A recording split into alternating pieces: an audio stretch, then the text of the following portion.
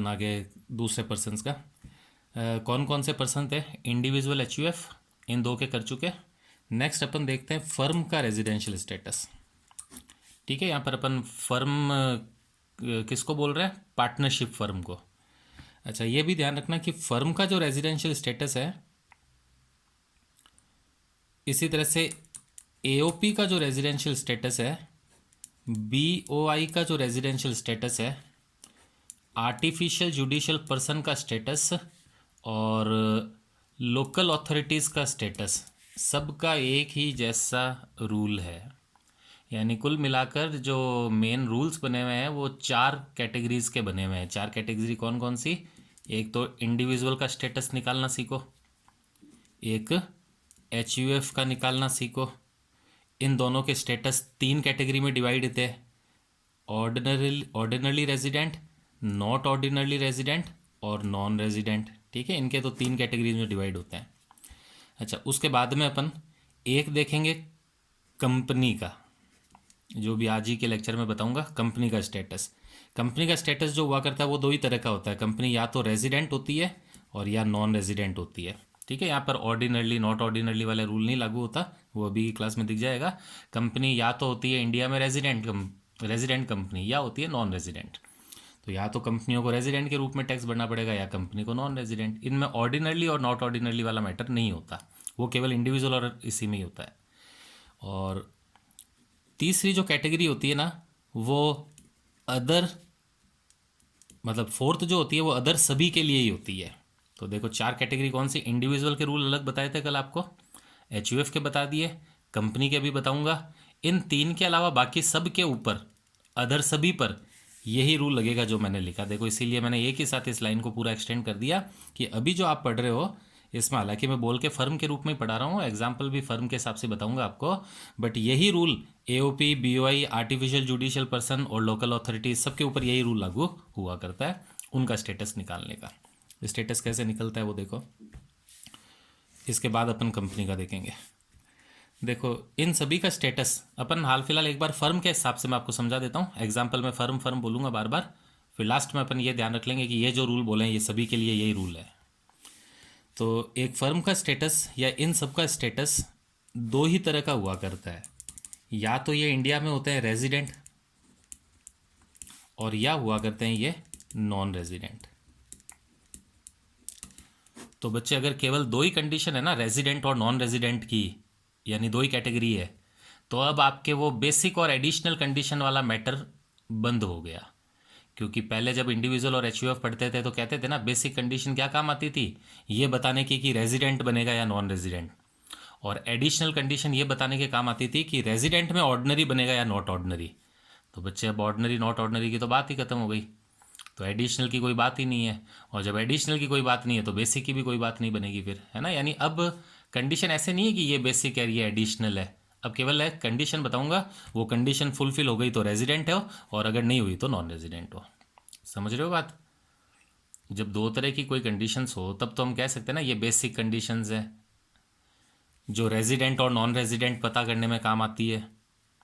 ये additional conditions है जो रेजिडेंट में भी ऑर्डिनरी नॉट ऑर्डिनरी पता करने के काम आती है। बट अब ऑर्डिनरी नॉट ऑर्डिनरी की तो बात ही खत्म हो गई, अब होता ही नहीं ऑर्डिनरी नॉट ऑर्डिनरी, फर्म होती नहीं है ऑर्डिनरी नॉट ऑर्डिनरी। फर्म केवल या तो रेजिडेंट होती है या नॉन रेजिडेंट होती है। तो अब वो दिमाग से वो भी निकाल दो बातें, बेसिक कंडीशन या एडिशनल कंडीशन वाली वो बाइफर्केशन है ना, अलग अलग बोलना। अब केवल कंडीशन बोलूँगा, फुलफिल हो गई तो रेजिडेंट और नहीं हुई तो नॉन रेजिडेंट। ठीक है, यहाँ से बता देता हूँ, बहुत ईजी है। ये जो फर्म एओपी, बीओआई और ये जो होते हैं, ये इंडिया में रेजिडेंट कब होते हैं, ध्यान से सुन लो, मतलब इसी के अंदर बता देता हूँ रेजिडेंट कब होते हैं। ये रेजिडेंट तब होते हैं जब इनका फुल कंट्रोल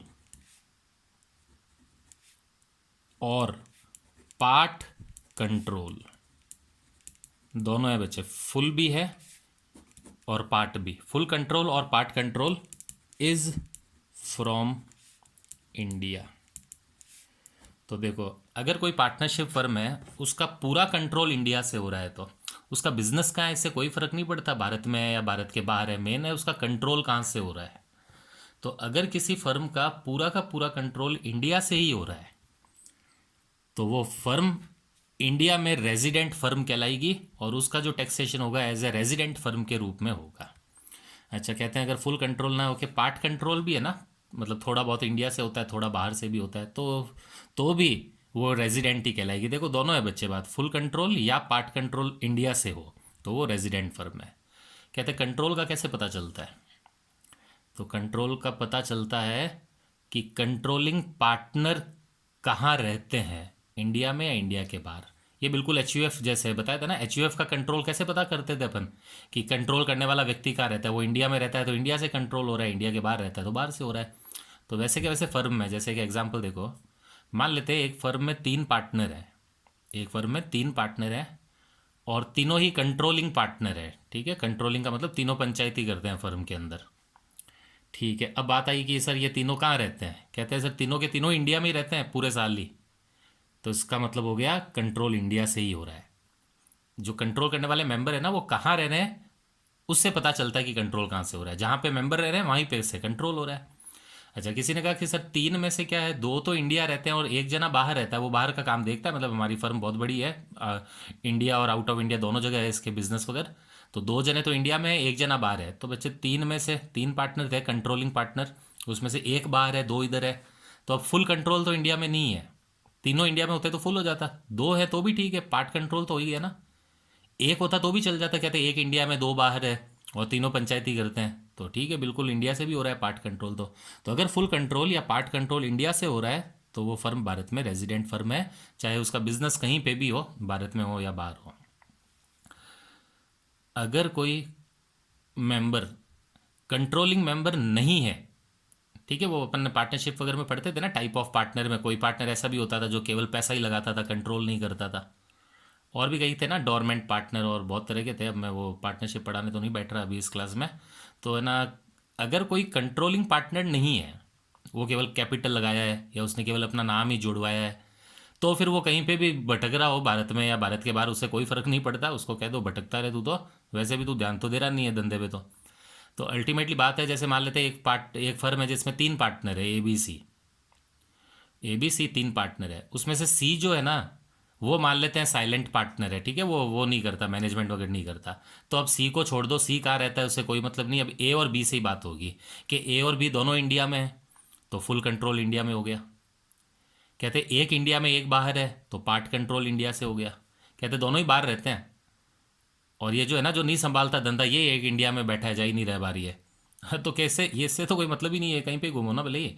मेन बात है वो जो 2 कंट्रोलिंग वाले हैं वो तो दोनों बाहर से ही कर रहे हैं कंट्रोल, तो अल्टीमेटली फुल कंट्रोल बाहर से हो गया बच्चे अब की बार। और बाहर से अगर फुल कंट्रोल है तो आप नॉन रेजिडेंट बन जाओगे। तो कंट्रोलिंग कहाँ से पता चलती है, वो कंट्रोलिंग मेंबर रह रहे कहाँ पे उससे पता चलती है।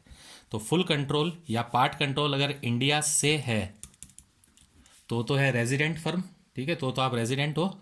और अगर full control of firm, firm कह दो या ये सभी जो भी लाइनें लिखी हुई है ना एओपी बीओआई वगैरह सबका कॉमन ही है, मैं बार बार क्या रिपीट करूँ उसको। फुल कंट्रोल ऑफ फर्म अगर आउट ऑफ इंडिया से है, बस ये हो गया इन सभी का रेजिडेंशियल स्टेटस। जैसे कहते हैं कोई एओपी है, ठीक है, 4-5 जनों ने मिलकर एक एओपी बनाई है शॉर्ट टर्म के लिए, तो वही है उसका फुल कंट्रोल और पार्ट कंट्रोल अगर इंडिया से हो रहा है तो वो भारत में रेजिडेंट कहलाएगी। और अगर फुल कंट्रोल बाहर से ही हो रहा है, इंडिया से कुछ कंट्रोल नहीं है उसका, धंधा कहीं पे भी हो सकता है, मैं बार बार रिपीट कर रहा हूँ इस लाइन को बीच में, बिजनेस कहाँ पे इससे मतलब नहीं है, दुकान कहाँ लगा रखी है भारत में या बाहर, मतलब है कि है ना कंट्रोल कहाँ से हो रहा है उसका। अगर कोई भी फर्म जिसका कंट्रोल इंडिया से पार्टली हो रहा है या फुल्ली हो रहा है तो वो इंडिया के अंदर क्या कहलाएगी, रेजिडेंट फर्म कहलाएगी वो। तो ये आपके फर्म का स्टेटस, और firm AOP BOI artificial judicial person और लोकल अथॉरिटीज़, इन सब के स्टेटस इसी तरह से निकलते हैं। और लास्ट अपन पहुंच गए कंपनी के स्टेटस पे। कंपनी में हम उन्हीं कंपनियों की बात कर रहे हैं जिनका कंपनी एक्ट में इनकॉर्पोरेशन हुआ हुआ है। हालांकि अपन ने अब तक यही सीखा है कि कंपनीज बनाने के लिए आपको कंपनीज एक्ट में इनकॉर्पोरेशन करवाना ज़रूरी होता है। हर देश का अपना खुद का कंपनी एक्ट होता है, ऐसा नहीं है कि इंडिया वालों ने कंपनी एक्ट खोला है या बनाया है केवल, हर देश का खुद का कंपनी एक्ट है। अगर कंपनी बनना चाहती है या बनाना चाहते हो आप तो पहले आपको कंपनी एक्ट में रजिस्ट्रेशन करवाना पड़ता है। ये तो ही कंपनी की बात, कंपनी एक्ट की बात। अब बात होती है टैक्सेशन की।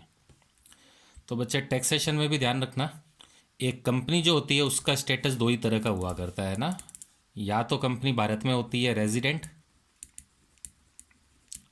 और या कंपनी भारत में होती है नॉन रेजिडेंट। ठीक है, कोई कंपनी भारत में दो ही तरह से हो सकता है स्टेटस उसका, ऑर्डिनरी नॉट ऑर्डिनरी वाला बात यहाँ नहीं होती। केवल या तो कंपनी भारत में रेजिडेंट होगी और या फिर क्या होगी, नॉन रेजिडेंट। अब इसमें समझने का तरीका थोड़ा सा अलग है, ध्यान से सुनना। मैं रेजिडेंट की आपको कंडीशन बता रहा हूँ कि अगर ये बात है तो वो रेजिडेंट है, और अगर ये नहीं बात हो रहा तो सीधी बात है फिर वो नॉन रेजिडेंट ही हो जाएगी। तो रेजिडेंट होने के लिए देखो क्या बात ज़रूरी है। First, if company is registered in Indian company act. Indian company act, बहुत सीधी सी बात बोली इन्होंने कहा ऐसी सारी कंपनियां जिनका registration in corporation Indian company act में हुआ है, उसका धंधा इंडिया में भी हो सकता है, धंधा विदेशों में भी हो सकता है, बट उन्होंने अपना रजिस्ट्रेशन जो करवाया है वो भारत में आकर इंडियन कंपनी एक्ट में करवाया है। तो बाकी कुछ कहने की, सुनने की, समझने की ज़रूरत ही नहीं है। इंडियन कंपनी एक्ट में रजिस्टर्ड हुई हर कंपनी रेजिडेंट कंपनी ही होती है। और मैंने आपको बताया था ना, जैसे कि रेजिडेंशियल स्टेटस हर साल निकालते हैं और वो बदल भी सकता है, इस वाले केस में नहीं बदलता है। जैसे मान लेते हैं कोई कंपनी भारत में रजिस्टर्ड हो गई, तो बच्चे अब वो लाइफ टाइम इंडिया के अंदर क्या रहने वाली है, वो रजिस्टर्ड, इंडिया में registered company will always be a resident company.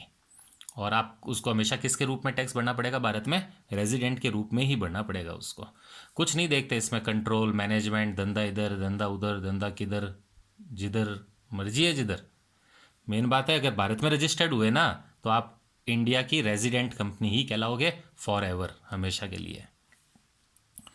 ये होगी पहली शर्त, अगर ये है तो हो गए रेजिडेंट। अच्छा, दूसरा कौन होता है, ध्यान से सुनना। मतलब एक तो ये कंपनी भारत में रजिस्टर्ड होती है, रेजिडेंट होती है, कौन सी, अगर इंडिया में इनकॉर्पोरेट हुए हो तो। और सेकंड कौन सी कंपनियां भारत में होती है,